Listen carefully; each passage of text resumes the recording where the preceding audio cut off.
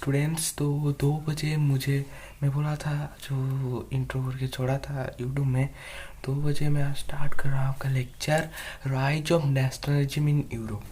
ये जो मैं पढ़ा रहा हूँ ये न्यू सेशन है। कभी भी मैं आपसे लर्निंग में भी कभी भी असिस्टेंट नहीं पढ़ा। एक बंदे ने मुझे कमेंट में, भाई तुम अच्छे से इंस्पिरेशन देते हो और तुम एस पढ़ा, भाई एस पढ़ाता हूँ। आज हम पढ़ेंगे हिस्ट्री का rise of nationalism in Europe. ये जो चैप्टर है बहुत ही कंसेप्ट वाला चैप्टर है, तो इसको हम पढ़ेंगे बहुत ही थियोरेटिकली और अच्छे से कंसेप्ट वाइज समझेंगे। ये जा तो बहुत ही अच्छे से हमको समझना है ये वाला चैप्टर। और जो स्टोरी के बारे में आप नए हैं, चैनल को सब्सक्राइब कीजिए। पार्ट 1 पार्ट 2 आप नहीं दिखे तो उसको भी दिख दीजिए। इसके बाद लेक्चर 3 आएगा, ऐसे ऐसे सब कंटिन्यू होकर जाएगा। और एक खुशी की बात है, 9th का एक साइंस का लेक्चर आ रहा है, जल्दी जल्दी उसको भी विजिट करना है आपको। जल्दी आ रहा है बोर्ड्स के लिए और 9th के लिए भी बहुत ही अच्छे मोटिवेशन वीडियोस आएगा, बहुत ही अच्छे। तो वीडियो को भी स्टार्ट करते हैं। आज कुछ नहीं बोलूँगा, ओनली पढ़ाई, ठीक है, पढ़ाई। भाई फॉलो कीजिए एनसीईआरटी बुक, एनसीईआरटी, ठीक है। इससे मैं ही आज आपको पढ़ाऊँगा और कुछ टेस्ट पेपर्स रखा हूँ ओसवाल के बुक्स, ओके। ओसवाल के कुछ बुक्स में रखा हूँ ओसवाल से, तो उससे आपको मैं आज समझाऊंगा कि इससे क्या होता है पढ़ने के लिए। न्यू सेशन स्टार्ट कर रहा हूँ, मुझे लगता है आपको अच्छा लगेगा मेरा थ्योरी वाला। तो समझते हैं, ये वाला साइड को स्क्रीन को स्लाइड करो, ठीक है। आ गया बच्चों। तो ये वाला जो पिक्चर है वो फ्रेडरिक सोरियो इन 1848 एक प्रिंट को निकाले थे। मीन्स ये पिक्चर को वो खुद ही एक इमेजिनेशन से वो कुछ एक मीन्स विजुअलाइजेशन मीन्स इमेजिनेशन से विजुअलाइजेशन किए, मीन्स उसको सत्य किए। एक मीन्स इमेजिन करके वो ट्रूथ मीन्स आपको सब जो ड्रीम दिखते हो, ड्रीम कभी कभी ट्रू हो जाता है, मीन्स आपको अच्छा लगता है, तो वो एक इमेजिनेशन करके भविष्यवाणी किए थे। वैसे तो हम नहीं बोल सकते भविष्यवाणी, बट उनको एक परिस्थिति को देख के जो वर्ल्ड वार का वो एक पिक्चर किए थे। तो ये वाला जो पिक्चर है वो बोले हैं dream of world wide democratic and social republic pact between nations. So वो ओनली यूरोप का तो नहीं दिखा नहीं पाएंगे, और भी बहुत सारे प्रोटेस्टेंट लीडर्स और लेजेंड्स बहुत है, तो वो सबको एक नेशनलिज्म के रूप में दिखाए।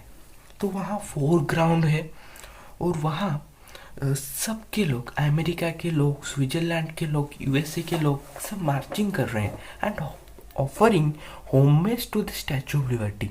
मीन्स जो स्टैचू ऑफ लिबर्टी वहाँ जो खड़े हैं, देख सकते हैं आप पिक्चर में, स्टैचू ऑफ लिबर्टी जो खड़े हैं उनको होमेज दे रहे हैं, मीन्स उनको सम्मान दे रहे हैं जब जा रहे हैं उससे क्रश करके।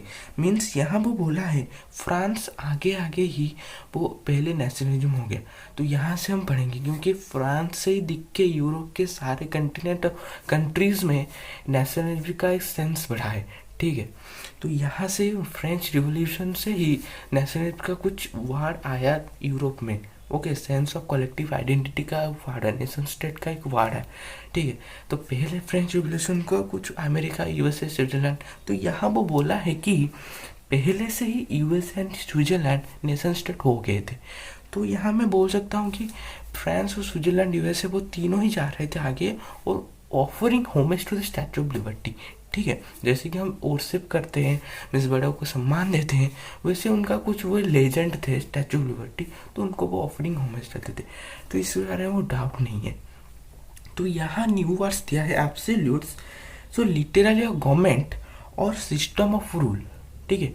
गवर्नमेंट और सिस्टम ऑफ रूल, एक धारा नहीं तो government has no restrictions on the power exercise. उसका कोई मीन्स उसको रोकने के लिए कोई नहीं है, उसका जो मन निकले वो करने चले। भाई तुमको कोई बोलेगा तुम जाके उस बंदे को काट लो, वैसे ही वो काट लेते हैं। वैसे उनको कोई रखने के लिए वादा नहीं देते। जैसे हमारे स्टेट में कॉन्स्टिट्यूशन है, सब लॉ को मानते हैं, वैसे वह नहीं थे पिछले मीन्स पीरियड में, ठीक है। In history the term refers to monarchical government. So एक मोनार्किकल गवर्नमेंट था वहाँ। तो मोनार्की का रूल होने से ही डिक्टेटरशिप आया था। तो डिक्टेटरशिप आने से जिसका रूलर का जो भी मन करेगा वो वही कर सकता है। उस बंदे को काटना है तो उस बंदा आज ही कटेगा। वैसा ही रूल रहता था। पावर एक्सेसिव मनमानी था।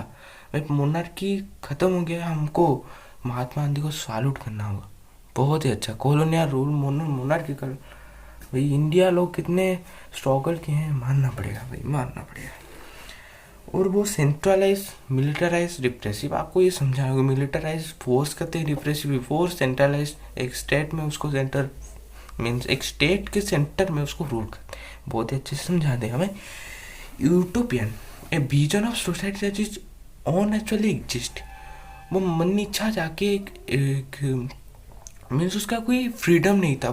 मीन्स राजा जाएगा, मीन्स आपकी दिल्ली को मन इच्छा, उसका कोई दिल्ली का एक मीन्स आपको कोई बोलेगा जा जाके आलू लेके आ, तुम्हारा इच्छा नहीं होगा, मन माने क्या करोगे? वो एक आदमी आपको बोलेगा जा आलू लेके आ, तुम्हारा इच्छा नहीं होगा, तुम जाओगे नहीं। तो वैसे ही दिल्ली का इच्छा नहीं हो रहा था कि, मैं एग्जाम्पल बना, दिल्ली का इच्छा नहीं होता था वो एक राजा के अंडर आए, बट मनमानी राजा उसको खींच के लाया। मीन्स उसका कोई मीन्स फ्रीडम ही नहीं है। तो ये मोनार्किकल का टॉर्म है। ठीक है, तो यहाँ से हम पढ़ते हैं थोड़ा आगे। नेक्स्ट पे स्लाइड ओपन। ठीक है, तो फिर से पढ़ते हैं कि फ्रांस भी बोला था भाई। France identify by the revolutionary tree colour. उसका रिवोल्यूशनरी ट्री कलर में उसका फ्लैग से वो चिन्हे जाते थे। ये जो पिक्चर से ठीक है। Has just reach the statue. वो स्टैचू तक थोड़ा सा पीछे, वो थोड़ा सा आगे वो पहुंचा है। ठीक है, so he is followed by the people of Germany wearing black, red and gold पर। सो वो फॉलो किए थे पीपल ऑफ जर्मन्स को। ओके, जो कि ब्लैक और रेड उनका और गोल्ड उनका फ्लैग का कलर था। उसके फॉलोइंग मीन्स जर्मन को फॉलो करके और भी कितने सारे नेशन स्टेट नहीं हुए थे, जैसे कि people of Austria, kingdom of two Sicilies, Lombardy और Poland, England, Ireland, Hungary, Russia. ठीक है, तो उनका वैसे नेशन स्टेट कोई नहीं था, वो जर्मन के पीछे पीछे आ रहे थे। अभी नेशन स्टेट क्या समझते हैं और मॉडर्न स्टेट क्या समझते हैं? नेशन स्टेट्स में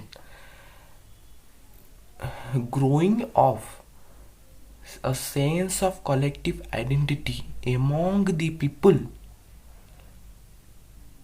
to free from the activities of the British rulers. नहीं तो और भी कुछ रूलर्स, नहीं तो राजा महाराजा के जो रूलर्स, उनसे फ्री पाने के लिए जो नेशन स्टेट हम बनाएंगे वो वाला ही नेशन स्टेट होगा। मीन्स सबके मन में एक सेंस लाना है, मीन्स एक फीलिंग्स लाना है। हमको भाई नेशन स्टेट करना है, इन लोगों को हमारे देश से छुटकारा लेना ही होगा, जैसे ब्रिटिशर लिए थे। ठीक है, वैसे मॉडर्न स्टेट क्या है? मॉडर्न स्टेट मीन्स एक राजा मन इच्छा से वो स्टेट को लॉन्ग पीरियड तक उसको वो शासन करता चलेगा। तो ये मॉडर्न स्टेट है। तो यहाँ से आपको वन फेज कंप्लीट होता है। अभी जाते हैं French revolution and the idea of the nation. मैं ओनली 10 नहीं तो 12 मिनट का वीडियो करूँगा, क्योंकि ज़्यादा करने से आपको बोरिंग लगेगा। अच्छे से समझिए। स्लाइड कर दो भाई। ठीक है, द फास्ट क्लियर एक्सप्रेशन। तो यहाँ क्या आता है, फ्रेंच रिवॉल्यूशन स्टार्ट हुआ था इन 1789। पढ़े होंगे morning alarm, morning set and alarm 1714 ऐसे, तो 1789। ठीक है, तो फ्रेंच रिवॉल्यूशन 9 में पढ़ो, लुईस 16। ठीक है, ये जो फ्रेंच रिवॉल्यूशन हुआ था लुईस 16 के बाद हुआ था। मीन्स नेपोलियन का एक मीन्स रूल हो गया था, लुईस 16 नहीं थे। ठीक है, उनका कुछ मेजर्स दिखते हैं। From the very beginning the ideas of ला पैट्री एंड ली सिटोइन emphasize the united community enjoying equal rights under a constitution। यहाँ वो बोला है जो ला पेट्री और ला सिटोइन थे वो दोनों रिवोल्यूशनरी थे जो प्रोटेस्ट किए। भाई हमको तो इतना तुम चार्ज लेते हो, जो बैठ बैठ के खाते हैं उनसे क्यों चार्ज नहीं लेते, प्रिविलेजेस, ठीक है। और new French flag tree colour was replace, और उसको रिप्लेस करके formal royal standard means new French flag को रिमूव कर दिया गया और एक नया फ्रेंच फ्लैग को अडॉप्ट किया गया। Eastern general elected by body of active citizen. Active समझते हो, जो 3 days लेबर वेज दे सकता है, 21 से एबव हो सकता है, बट अभी तो हो गया है। उसके बाद तो हो गया था, फाइनेंशियल रेवोल्यूशन के बाद हो गया था कि वो दे सके या ना दे सकते 3 days लेबर वेज, वो वोट कर सकता है। ओके, उसको बॉडी ऑफ एक्टिव से elected as state general was elected by the body of active citizens and remain the national assembly. National assembly होके रह गया, मीन्स एक पार्टी जैसा हो गया स्टेट जनरल, ठीक है। न्यू हेम्स वर टेकन्स, हिम्स मीन्स कुछ मंत्रा फत्रा, और ओथ्स जो आप समझते हो, ओथ्स जो आप स्कूल में बोलते हैं ओथ्स, ठीक है, ओथ, ठीक है। और मैट्रिक्स कमोरेटेड, कुछ नए रूल्स भी किया गया, ठीक है। A centralized administrative system was put in a place and is formulated uniform laws for all the citizens. So एक centralized administrative systems वो उसको रिमूव कर ले, एक प्लेस को उसको निकाल दे, ठीक है, और यूनिफॉर्म लॉज निकाले सिटीजन्स के वेलफेयर के लिए, ठीक है, ये आपको समझना है। उसके बाद new internal custom duties and manual duties were removed and uniform weighting and systems were adopted। Waiting उसका कुछ स्केल और मीन्स जैसे हम अभी सीएम बोलते हैं, खीजी बोलते हैं, उस समय में नहीं था, तो इसे मनमानी ऐसे पैसा निकाल देते थे, तो उसको भी क्या किए, उसको भी चेंज किए नेशन स्टेट बनाने के लिए। और उनका कॉमन लैंग्वेज हो गया फ्रेंच, जिसको वो लिखते थे और बोलते भी थे। तो उससे ये कुछ मेजर्स था फ्रेंच रिवोल्यूशन में। आगे हम पढ़ेंगे नेपोलियन के बारे में, वो क्या क्या कहते क्या क्या नहीं कहते। आई होप आज का जो लेक्चर था, लेसन था, बहुत ही अच्छा लगा होगा। तो अच्छा लगा तो लाइक शेयर कमेंट कर लीजिए। इसके बाद भी लेक्चर आएगा, बहुत ही लेक्चर आएगा। रहता नमस्कार। ऐसे ही हमारे स्टोरी क्या को जीतो दिल से मस्त देते चलो, और रहता हूँ नमस्कार, बाय बाय। जीतो भारत।